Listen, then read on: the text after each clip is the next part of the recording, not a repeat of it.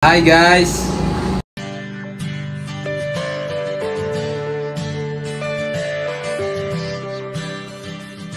Nakakilig no? No. Grabe naman kiligin to si Catherine.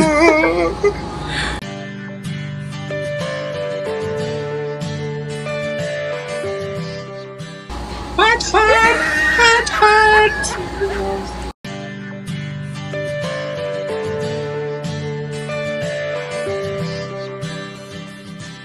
Guys, thank you sa support. Sobrang na-miss ko si Kath. Yun nung na-realize ko ng mga panahong wala siya sa aking tabi. Wala na pong hello, love, goodbye, part 2. Got to believe in magic.